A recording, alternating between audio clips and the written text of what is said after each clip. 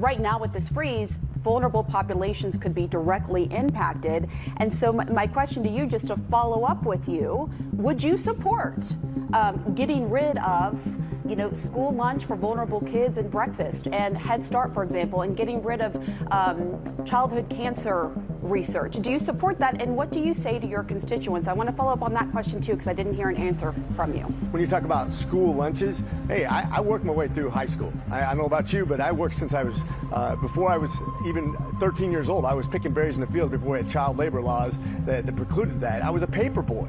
And when I was in high school, I worked my entire way through. You're telling me that kids who stay at home instead of going to work at Burger King and McDonald's during the summer should stay at home and get their free lunch instead of going to work? I think we need to have a top-down review. I think you're painting a lot of these kids with a broad brush. I would say that's not necessarily a fair assessment of all of the kids. So you would say all the kids in your district who use the free lunch, for example, or breakfast, they're all just sitting at home and not working. Okay, I just want to clarify, because that seems like what you were trying to insinuate. This gives us a chance.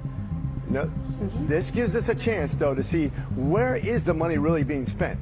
Who can actually go and actually produce their own income? Who can actually go out there and do something that makes them have value and work skills for the future? I mean, how many people got their start in fast food restaurants when they were kids versus just giving a blanket rule that gives all kids lunches in high school who are capable of going out and actually getting a job and doing something that makes them have value, thinking about their future instead of thinking about how they're going to sponge out the government when they don't need to.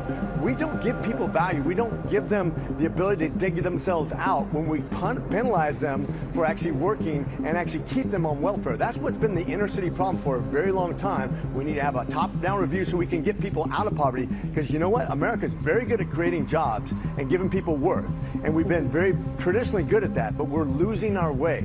And that's when we give people incentives to stay at home and not work. That doesn't work for America. But a lot of these kids aren't even of working age. They're young kids, and as you well know, and also some of the kids in Head Start, they're like 5 and under.